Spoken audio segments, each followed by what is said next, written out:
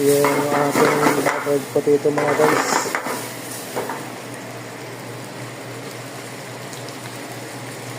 Lagyan natin ng beetroot para malasa, konting pepper.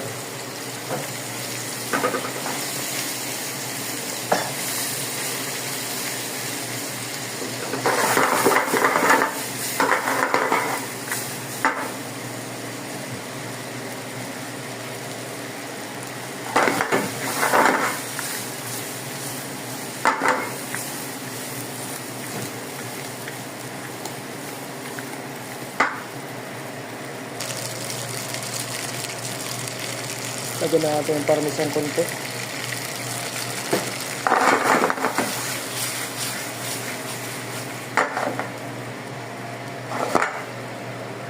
Okay na po yan. Yun naman guys, nakalagay na yung ating buttered potato sa ating lagayan. Lagyan natin ng parmesan sa ibabaw. Ito yung ating food tasting mga guys, sa kanilang gulay. Lagyan natin ng herbs.